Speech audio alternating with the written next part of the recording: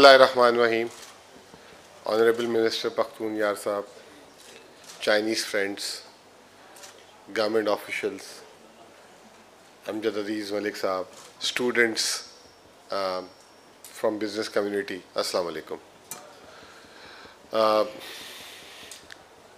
सबसे पहले तो मैं इस चीज़ की एक्नॉलेजमेंट देना चाहूँगा, हम भी मिडल एज हो चुके हैं और देखते आ रहे हैं जो ओनरशिप अमजद साहब ने ये चाइना पाकिस्तान इकनॉमिक कॉरिडोर की, चाइना पाकिस्तान रिलेशनशिप की, मैंने जो है उनको लेते देखा है, शायद मैंने पाकिस्तान में किसी को नहीं देखा। He is such a passionate about Chinese Pakistan relationship, और उसके लिए जितनी वो मेहनत करते हैं और जितने वो मतलब अपना टाइम जो है लगाते हैं। ये जो कॉन्फ्रेंस जो आज जिसमें हम आप सब बड़े आराम से बैठे हुए हैं, ये कॉन्फ्रेंस के पीछे इनकी एक बहुत जिद्दोजहद है, और ये कोई 4-5 महीने पहले से इसको ऑर्गेनाइज करने के लिए जो है ये ऑफिसेस में इसकी स्पॉन्सरशिप्स के लिए, इसकी ऑर्गेनाइजेशंस के लिए, इसकी कमिटमेंट के कौन कौन आएगा बात करेगा, इसको जो है सलीके से करने के लिए और इसके इवेंचुअली बेनिफिट्स जो है सामने आने के लिए जिस तरीके से इन्होंने काम किए, I am the personally witness. और मुझे शर्म आती है कि तवक्कुआत के हिसाब से मैं इनकी मदद नहीं कर सका, क्योंकि आपको पता है कि पाकिस्तान में काम करवाना और निकलवाना कोई आसान काम नहीं है। जैसे हमारे चाइनीज़ फ्रेंड जो है कंप्लेन कर रहे थे about NOCs and licences, we need to change. सबसे पहले जो है ये जो हम बात करते हैं game changer, CPEC is the game changer. सबसे पहले तो सबसे बड़ा गेम चेंजर हमारा अपना एटीट्यूड का है। जब तक हम अपने एटीट्यूड को बेहतर नहीं करेंगे, अपने चीज़ों को बेहतर नहीं करेंगे, कुछ नहीं कर सकते। तो जो सबसे बड़ा गेम चेंजर है, we need to change our attitude. जब तक उसको उस पर काम नहीं करेंगे तो कोई जो है ना आगे चीज़ नहीं बढ़ेगी। अब China Pakistan economic corridor, China is जो लास्ट सेंचुरी है और ये सेंचुरी जो ऑनगोइंग सेंचुरी है, उसकी जो उसका चैम्पियन है। China is a champion of the world at the moment. It is not only modern, it is not only an industrialized country, it has actually surprised everyone in the world. Recently, DeepSeek is the example. China actually for the last many years is the source of lower prices in the world. आज जो हमें हर चीज़ सस्ती मिल जाती है और हमारे पास मुहैया होती है, वो अगर चाइना दुनिया में जो है प्रोडक्टिविटी और रेवोल्यूशन ना लाता तो शायद हमें बहुत सारी चीज़ें हम इस्तेमाल ही ना कर पाते। ठीक है ना। एग्जाम्पल देता हूँ घड़ी की। घड़ी हमेशा से स्विस वालों ने अपने हाथ में रखी है। आज भी स्विस वॉच लेने जाएं तो आपको पता लग जाएगा कि लोगों की मतलब जायदादें भी बिक सकती हैं, बात स्विस वॉचें इतनी महंगी है। लेकिन चाइना ने उस टेक्नोलॉजी को जो है मेगा स्केल में, मास स्केल में, उसी की ड्यूरेबिलिटी के हिसाब से जो है चंद हज़ारों में उसको जो है लोगों को दे दी, तो हर आदमी अफोर्ड कर सकता था। एक एग्जांपल है इस तरीके से, जो एयर कंडीशन है, सबसे पहले जो है जापानीज़ जो जनरल AC और ये हम देखते थे, चाइना आया, उसने स्प्लिट ACs बनाए, उसने पाकिस्तान के वेंडरों को दिया और हर घर में आज AC है। वो एक अलग बात है कि बिजली ने हमारा काम ख़राब कर दिया। तो China, we need to acknowledge one thing, China ने सबसे पहले अपने आप को दुनिया में जो है दुनिया की फैक्ट्री बना।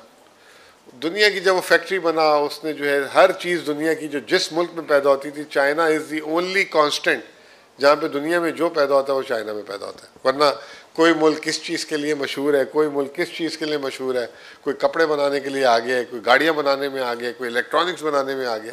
लेकिन आप चाइना का जब जिक्र करते हैं तो वो चाइना हर काम कर रहा होता है। तो इससे सीखना बड़ा इंपॉर्टेंट है। फिर चाइना ने अपने आप को सेकेंड स्टेज पे लेकर आया। दुनिया में 3 चीज़ें, एक है प्रोडक्शन, एक है रिसर्च और एक है डिज़ाइन।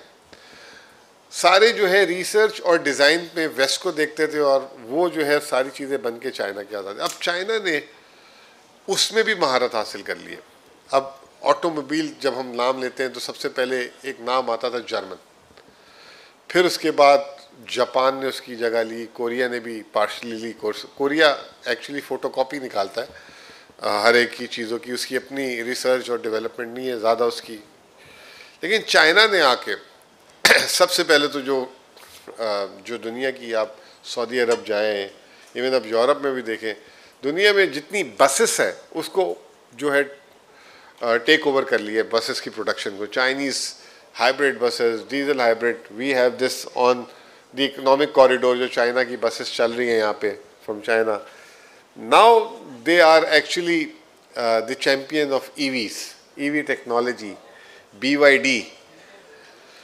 सो द सबसे इम्पॉर्टेंट चीज़ ये है कि अगर आप कोई आप मर्सिडीज़ की जाएं फ्रेंचाइज लेने के लिए, या आप कहें कि पाकिस्तान में आके मैन्युफैक्चरिंग शुरू कर दें, तो वो आपको घास भी नहीं डालते।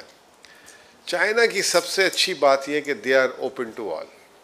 आप बड़े हैं, छोटे हैं, they welcome you and they mean business, they love to do business, and this is their strength actually.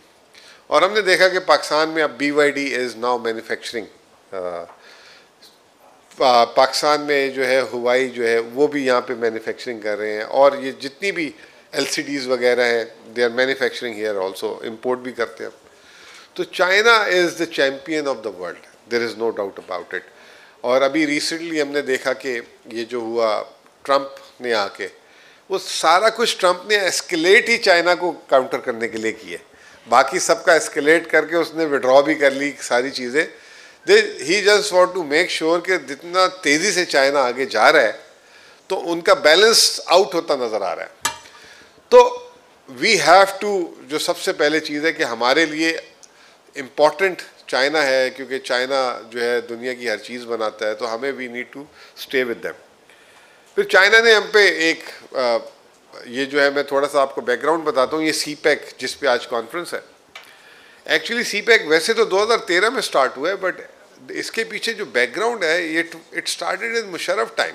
Musharraf साहब इधर हमारे बैरिस्टर साहब साहब भी बैठे हुए हैं, ये उस वक्त काबीना के हिस्से में थे, तो इनको भी अंदाज़ा होगा कि मुशर्रफ साहब के दौर में इस पे बातचीत शुरू हो गई थी, एक कॉन्सेप्ट पेपर बनना शुरू हो गया था। उस ज़माने में मैं प्राइवेट सेक्टर में काम करता था, तो मुझे भी एक छोटा सा असाइनमेंट मिला था कि अगर, तो ये इवॉल्व होते होते 2013 में स्टार्ट हुआ। 2013 में स्टार्ट हुआ, और पाकिस्तान को तारीख में जो है हिस्टोरिकली कभी भी कोई $60 अरब का वंश गो में किसी ने भी सरमायाकारी का कमिटमेंट नहीं दिया, ये चाइना ने दिया। और we have to acknowledge this कि $60 अरब का अनकंडीशनल, ये नहीं कि आप फलां गारंटी लिखाएं या फलां ये चीज़ करेंगे, इन्होंने आके अपना वो उस कमिटमेंट को ऑनर किया। जो हमारे पार्ट में था, जो हमारे जो स्ट्रेटिजिक थिंक टैंक थे, जिन्होंने फैसला साज जिसे कहते हैं हम यहाँ पे, नॉट फैसला साज जो आजकल हम TV में बोलते हैं, यानी कि हुकूमती फैसला साज की बात कर रहा हूँ। हमारी अपनी इंटरनल वॉर शुरू हो गई। सिंध ने कहा मुझे CPEC में क्या मिल रहा है, बलूचिस्तान ने कहा मुझे क्या मिल रहा है, KP ने अपनी बात डाल दी, और पंजाब क्योंकि CPEC में सबसे उसकी वो जो है आइडियली जो, क्योंकि ये CPEC एंड BRI जो है बेल्ट एंड रोड इनिशिएटिव, उनका काफ़ी ताल्लुक था, तो पंजाब क्योंकि हुकूमत और आपको पता है ब्यूरोक्रेसी और इन्फ्लुएंस होता है, तो उन्होंने कहा कि हमारे पास भी चीज़ें होनी चाहिए। अब फॉर एग्ज़ाम्पल ये जो हमारे पास रशा का ही है, तो पंजाब ने भी कोई इकबाल करके ले लिया, सिंध ने भी ले लिया एक, ठीक है ना। एक्चुअली एक होना DI खान की तरफ चाहिए था कि वो जो रोड जानी थी सारा कुछ। एनीहाउ हमने उसके डिज़ाइन को जो है ना अपने पॉलिटिकल इंटरेस्ट के साथ भी अलाइन शुरू कर दिया करना। फिर प्रायोरिटीज़ में जो है वो जो है हमने जो है पावर प्रोजेक्ट्स की भी, उसमें भी सवाल आते हैं कि ये होना चाहिए था, ये नहीं होना चाहिए था। एक क्लासिक एग्जांपल गवादर एयरपोर्ट की है। गवादर एयरपोर्ट जो है हमें बिलियंस ऑफ डॉलर्स का पड़ा है, लेकिन ये वो वाली बात है कि आपने गाड़ी ख़रीद ली लेकिन सड़क नहीं बनवाई, पेट्रोल पंप नहीं पास लगाया, और वो गाड़ी खड़ी हो गई। तो गवादर एयरपोर्ट जो आज देखा तो नहीं है मैंने जाके, लेकिन मैंने सुना बड़ा शानदार एयरपोर्ट बना है, लेकिन उसके पास पैसेंजर नहीं है, वर्कलोड नहीं है। इसी तरह गवादर सी पोर्ट है। तो हमने जो है एसेट्स को जो डेवलप किया CPEC के अंदर, उसकी यूटिलाइजेशन को जो है मद्देनज़र नहीं रखा कि और किस तरीके से प्रायोरिटी क्या करनी चाहिए। अब हम बुरा भला कहते हैं कि जी सीपैक की कुछ मंसूबे जो हैं दे आर वेरी एक्सपेंसिव और ये हमारे लिए मुश्किल हो रही है। जो आजकल बिजली के रेट की बात, वो चाइनीज़ ने नहीं आपको बोला था कि आप ये बना लें वो बना लें, हमने कुछ फैसले जो है अपने पॉलिटिकल मोटिवेशन पे गलत कर दिए। एनी हाउ अब वो सीपैक 1 हो गया है, सीपैक 2 जो है फेज़ 2 चल रहा है। जिस स्पीड पे चलना चाहिए उस स्पीड पे नहीं है। इसमें जो है it's a phase 2 which is more public to public, government to government से बात अब जो है ना पब्लिक में आ गई है। इसीलिए माय फ्रेंड वोंग की जो है he is here, there should be more interaction between private to private individuals. But unfortunately again हमारी जो रेगुलेटरी साइट है वो बड़ी जिसे कहते हैं कि अभी तक पुराने जहन में स्टीरियोटाइप बातें तो हम बड़ी बड़ी करते हैं रोज़ाना, सिंगल विंडो तो फलां विंडो, 1 विंडो अप्रूवल, और जो है ना just imagine Chinese can not they can go to Karachi, they can go to Islamabad, they can go to Lahore, but they need to have NOC to travel down to Peshawar. Why is that? I don't know. I don't buy this idea at all. अब आप अंदाज़ा लगा लें कि आपने तो entry barrier लगा दिया सबसे पहले, फिर उसके बाद आपने जो है उसको कारोबार करने के लिए पाकिस्तान में सबसे बड़ी जो है मुसीबत ये है कि इतनी जो है हमने एक के ऊपर एक बॉडीज़ बना दी हैं। दुबई में पता नहीं कितने हज़ार या लाखों में शायद चली गई, ये भी नहीं पता मुझे, कि पाकिस्तान की कंपनीज वहाँ चली गई हैं। वो एक दिन में कंपनी बना लेते हैं, अगले दिन से कारोबार शुरू कर देते हैं। यहाँ बैंक अकाउंट खुलवाने चले जाएं तो मुसीबत है आपकी। फिर आप कहते हैं कि कैश ट्रांजैक्शंस क्यों हो रही है, जो है कैश ट्रांजैक्शंस नहीं करें, डिजिटलाइजेशन करें। फॉर डिजिटलाइजेशन आप सबसे पहले अपने बैंकिंग सेक्टर को बोलें कि आप जो है हर एक के अकाउंट खोलें, इंक्लूसिविटी लाएं, ये तमाम चीज़ें करें, तो आप वो भी नहीं करते। तो अब वो चाइना से जो है हमें फ़ायदा कैसे उठाना है, ये जो है आज की कॉन्फ्रेंस जो है मैं मिस की इस्लामाबाद से जो आई थी उनकी बातें भी सुन रहा था। हमें एकेडमिक्स से निकलना पड़ेगा बाहर। हमें चैलेंजेस जो है ना 1 2 3 4 इधर लगाने पड़ेंगे, सामने बिठाना पड़ेगा और फैसला करना पड़ेगा करना है या नहीं करना। नहीं करना तो फिर चैप्टर क्लोज करें, करना है तो उसके लिए एक्शन प्लान, और वी नीड टू बी उसके ऊपर हमें आना पड़ेगा। और ये जो चीज़ जो है ये फैसला कर लेना कि जी NOC foreign ministry of foreign affair से वो लेके बैठे रहते हैं, किसी के पास टाइम नहीं है भाई। हर आदमी जो है वो कहता है कि जी मैं इधर आ रहा हूँ तो आप जो है फैसिलिटेट करते हैं तो ठीक है, वरना हम नहीं आते।